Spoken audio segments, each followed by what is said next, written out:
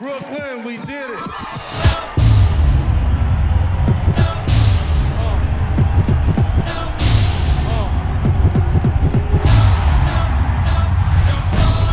What's going on, Headkrack's Hip Hop Spot? We're chilling here with the one and only Anthony Mackie. What up? How you making it? I'm doing great, man. Now you played Tupac in the film Notorious. Yes. And I imagine it's pretty tough to play a character in a film who's no longer around. What did you do to connect with Pac? Well, I mean, I felt like, I've connected with Pac all my life. You know what I mean? The thing about it is you go back and watch his videos and listen to his music and read his interviews. I mean, Pac was just such a prolific figure. You know what I mean? There was so many different facets to him, so you had to connect with every different aspect. You had to read his poetry. So, read the books that he read just to see where his mind was coming from. So it was just a lot of reading. So ever since you got this role, do you see a lot, especially when you cut your hair? Because you really encompassed the whole thing. Had the mannerisms, the way he would you think he would be serious one second and it's like a joke.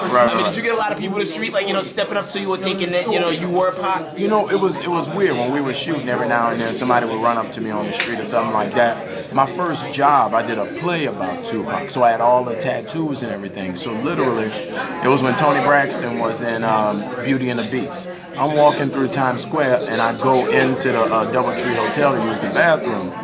So I look, and there's about 100 people outside saying that we just saw Tupac, and I swear I just saw him. So I go in, throw my hoodie on, put on a buggy, and I come back out, and literally the crowd was huge outside the hotel, thinking that Pac was in the hotel. Right. So little things like that have happened over the course of doing the film and doing the play. Yeah. Who your top 5 MCs of all time? Of all time, number 5 would be KRS-One. Number 4 would be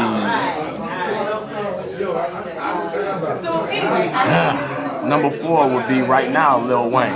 I feel like Lil Wayne is kind of taking over the game. He's kind of taking over. The South is taking over the game. Then Jay, then Biggie, but number 1 is Pac, just because he was so prolific. Just because everybody a thug now because of Tupac. Everybody was wearing polka dots and had Gumbies before Pac. Right. You know what I mean? We was all digital underground jumping around. Pac came out, and all of a sudden everybody emulated his style. So he has to be number 1. He's revolutionized the game. What's that one Pac song you think that just totally encompasses everything that brother was about? Changes. It's there are 2 songs that really stick out for me. It's Troublesome 98. It's like he comes so hard on that song. At the end of the song, he's rapping so hard he just releases breath. Because he's just fucking mugging in the studio. You know what I mean? You could just see him just spitting on a mic in your mind. That and Changes, man. His view of the world, his view of our people, his view of young people was just so. It was unlike anybody in our generation. He was the Cornel West. He was. If Pac would have made 30, he would have changed the world. Yeah, I spent a lot of time thinking about the what ifs. You know what I'm saying? Man, if he would have made 30, he would have changed the world. Especially watching y'all up there on the panel and the screen. It's your favorite people are alive again. Yeah. For a brief moment in time, man. And y'all did that great of a job in a movie where I felt like that. It's damn. It's like. And you remember 96 Freaknik in Atlanta. You remember where you was when all this stuff happened. You know what I mean? I remember I was at a restaurant. I was at school at a restaurant right across the street on Broadway and 65th. Somebody came in and said, "Yo, Pac got shot again." It's like, damn. It's like I remember all those moments. I remember where I was and when it happened, So these are things that defined our generation. If you're 20 to 45, this is our generational thing. So it was very important to me to give that. It was very important to me for when my nieces and nephews, when my kids, when my, kids see this movie, they know who Pac was and what he meant to us. But y'all did a great job of bringing it to life. Thank you. I mean, and this ain't a movie, it's a film. Right. And it's a movement, man. And y'all did a good job of bringing that to the screen, man. God bless you. What you got coming up next? I have this is coming out in January. I have this movie called Hurt Locker, which I just got nominated for Independent Spirit Awards. It's coming out in April. And this movie, Bolden, jazz movie about Buddy Bolden, that's coming out December 2000. 9.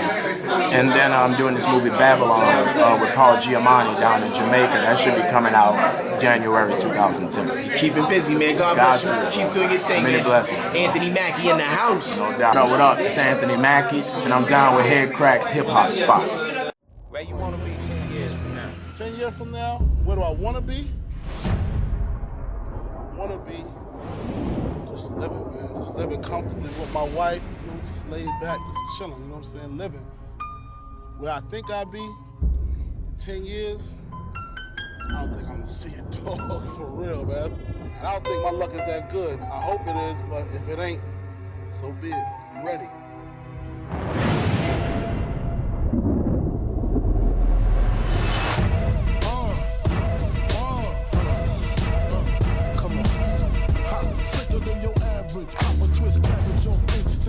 Don't think jits, hitters, my Detroit players, tips for my hooligans in Brooklyn. Dead right, if the head right, be there, every night.